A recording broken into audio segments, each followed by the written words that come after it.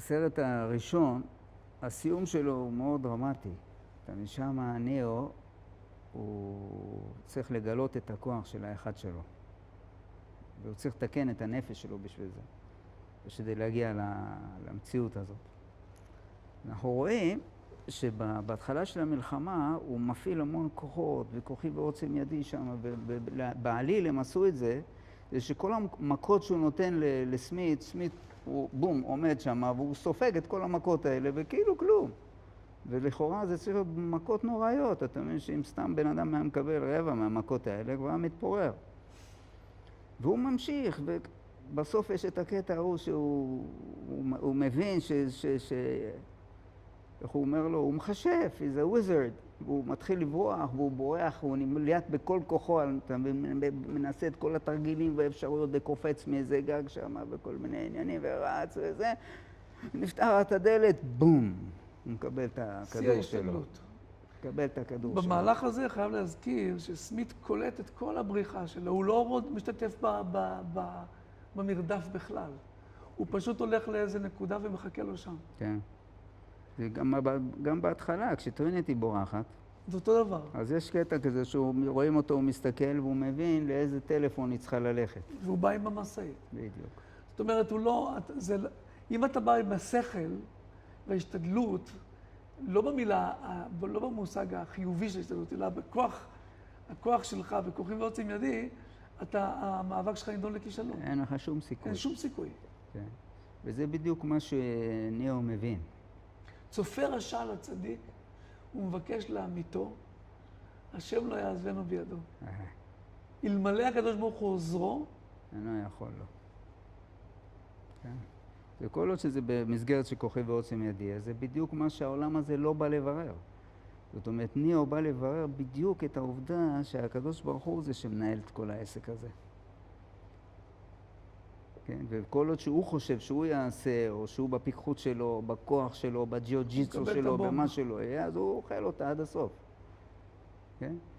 עכשיו, מה שיוצא זה... אז התהליך הזה של ההתערטלות הזאת שלה, שאני מבין יותר ויותר כמה אני בעצם תלוי בכוח שמחיה אותי, זה עושה אותי יותר חזק. הקנייה שלי הופכת אותי ליותר... נכון, אתה מחבר את עצמך לאינסוף. אני נכנע מצד הדמיון הפרוע שלי, ואני מתחיל לקבל צורה של בן אדם. הדמיון זה העולם של המטריקס, שהוא מוגבל. מוגבל לכוחות שאפשר עיון במסגרת של המטריקס וכו'. ומי שמפעיל את כל המערכת כולה, את כל המכונה הזאת, אתה מבין? זה האינסוף בעצמו. וזה בעצם הכוח שצריך לגלות.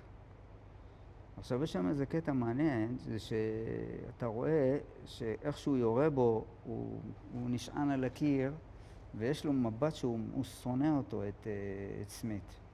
רואים אותו בהבעת פנים שלו, זאת אומרת, כל עוד שהוא שונא אותו, זאת אומרת שהוא בעצם לא מבין מהו.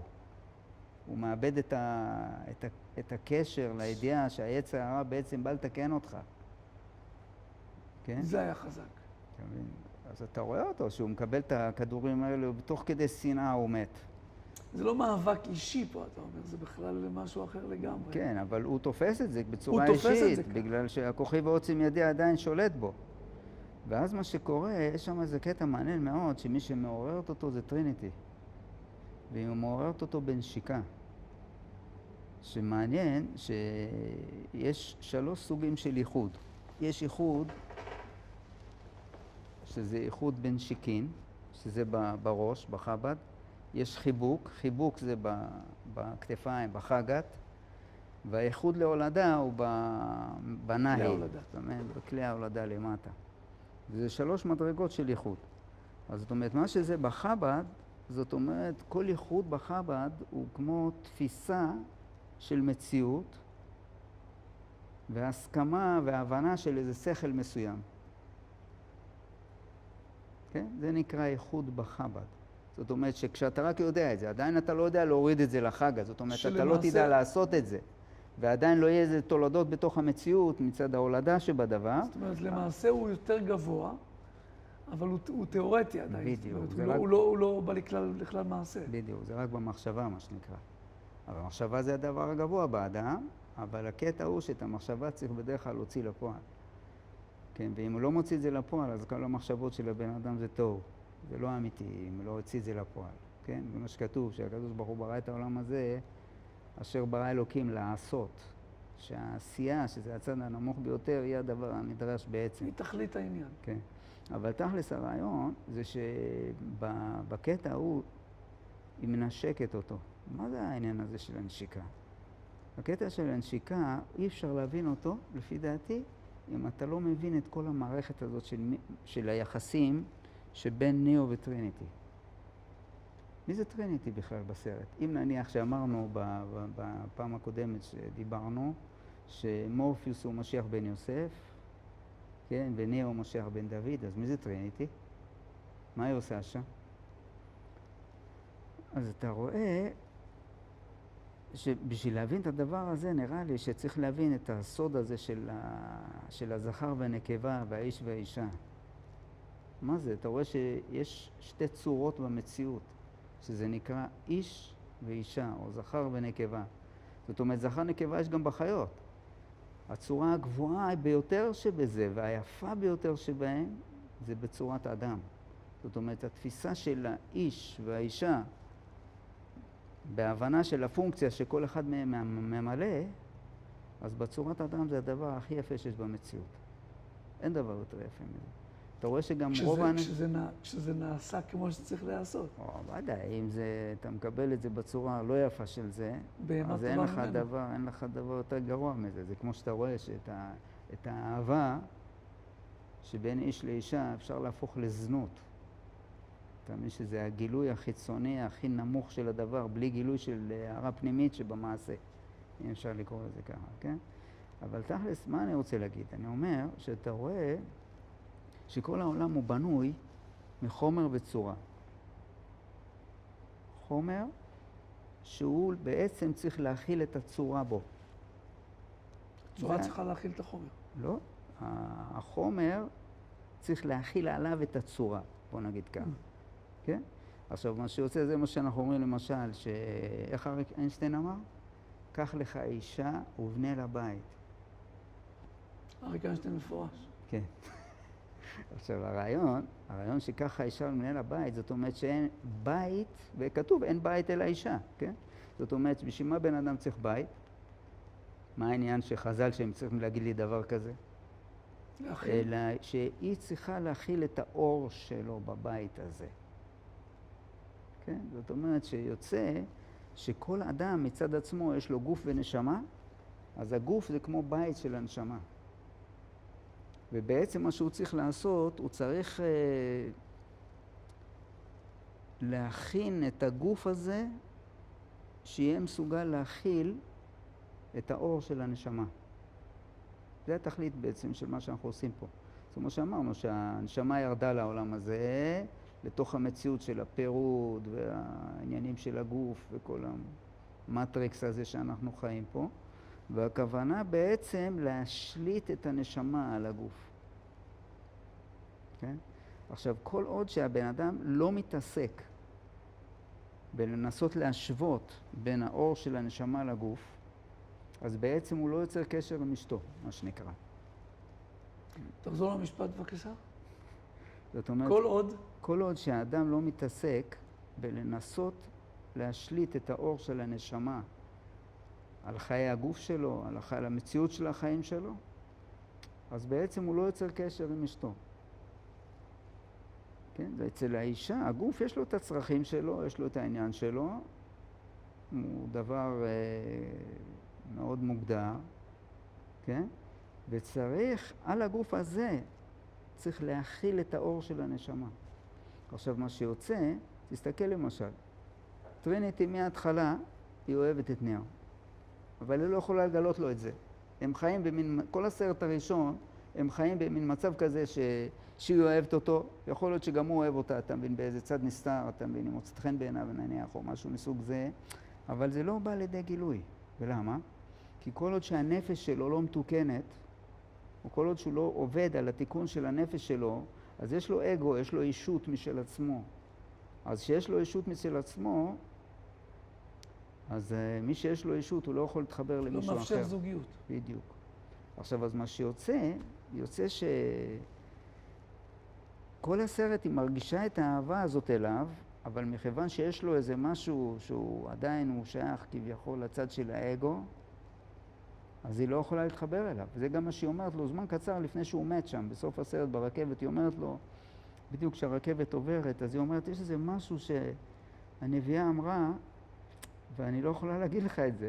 אז מה שיוצא, זה יוצא שנאו עכשיו קיבל את המכות הנוראיות שהוא צריך היה לקבל מסמית בכדי להתעורר להבין שהכוכב ועוצם ידי זה לא מה שבאמת פועל פה במציאות. וטריניטי מעוררת אותו על ידי נשיקה. זאת אומרת שיש איזה צד באישה שהוא מעורר את האדם כמו שאימא שלו מעוררת אותו. זאת אומרת שהאישה היא בעצם מתנת הגבר שלה. היא מתנה אותו ולאט לאט מחזירה אותו להיות מה שבעצם הוא צריך להיות. זה כאילו היא מבייתת את האור שלו לכיוון שלה. Now get up. כן, זה מה שהיא עושה. עכשיו, מה שאנחנו רואים זה שבהתחלה דיברנו על הקטע הזה של מה האישה בעצם עושה לבעל שלה, או מה טריניטי עושה לנאו. אז אנחנו רואים שכל הסרט הראשון היא לא יכולה ליצור איתו קשר, אף על פי שהיא רוצה מאוד, היא אוהבת אותו. אבל מה שהיא אוהבת בו, זה היא אוהבת את הצד של הפוטנציאל של מה שיצא ממנו. כמו שאנחנו ראינו שרחל אהבה את רבי עקיבא. מה רחל אהבה ברבי עקיבא? את הרועה צאן שבו. זה שהיא ראתה שהולך לצאת ממנו רבי עקיבא, שהולך להיות גדול ישראל וכו'. היא ראתה את הפוטנציאל שלו, ובשביל הדבר הזה היא הייתה צריכה למסור את כל נפשה ולחיות את 24 שנים בריחוק ממנו, בסיפור שלם. אז אותו דבר גם פה. טריניטי היא צריכה לעשות את כל הפעילות של הסרט הראשון כמו איזה מין מסירות נפש מצידה, בכדי להחזיר את נאו לתלם שלו. ומה שהיא מנשקת אותו זה בדיוק בנקודה שבו נאו מומת. אז יש עניין כזה שכתוב על הקדוש ברוך הוא, שהקדוש ברוך הוא מלך ממית ומחיה. עכשיו, ממית ומחיה זה לא שהוא גם ממית והוא גם מחיה, כביכול שני דברים שונים. לא. אלא פעולה של הממית היא בעצמה הפעולה של המחיה. מות כדי שתחיה. בדיוק. זאת אומרת שמה שיוצא כמו מישהו שממית עצמו באוהלה של תורה וכו'. כן? אז מה שקורה שם זה שכשממיתים את נאו, אז בעצם ממיתים את הכוכי ועוצם ידי שלו. והנשיקה הזאת, כמו שאמרנו, שהנשיקין זה ייחוד בחב"ד, זאת אומרת, בצד הגבוה שבצורת אדם.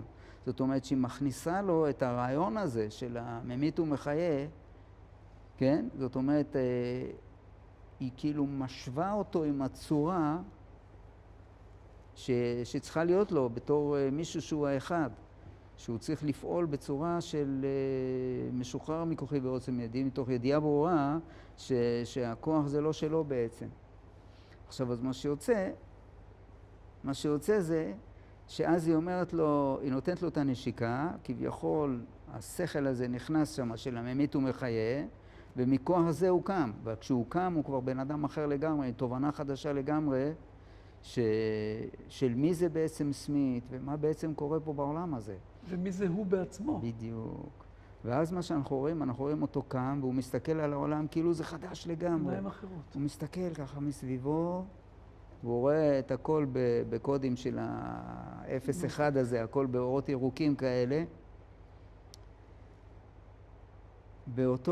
רגע, לפני זה יש את הקטע של היריות, וכשהוא מתעורר, והוא מסתכל על מה שקורה מסביבו בעיניים החדשות, אז רואים את שלושת הסוכנים מרימים את האקדח, וכשהם מרימים את האקדח ומאיימים עליו, אז ישר הוא מרים את היד והוא אומר no. הוא אומר לא. למה הוא אומר לא? הוא אומר לא להרגל הקדום שלו. ההרגל הקדום שלו להגיב לכל מעשה שנעשה מסביבו, כמו שאנחנו רואים למשל, בן אדם שרגיל לכעוס. מה זאת אומרת שהוא רגיל לכעוס? הוא לא כועס סתם, מכעיסים אותו. רק כשמכעיסים אותו הוא מגיב בכעס, כן? הוא מגיב, יש לו איזה צד שהוא מתנגד למציאות. עכשיו הוא פתאום תופס שבעצם המציאות הזאת, אני לא צריך להגיב בצורה כזאת. זאת אומרת שאם אני מגיב, אני עכשיו צריך עוד פעם, הנה הם עכשיו יורים עליי ועוד פעם אני צריך לברוח או אני צריך להתנגד להם או להרוג אותם, פתאום הוא תופס שזה בעצם משהו אחר לגמרי קורה פה. ואז הוא אומר לא, הוא עוצר כביכול את כל הכוחי ועוצם ידי שרוצה להגיב למציאות, ואז הוא רואה את הכל בירוק.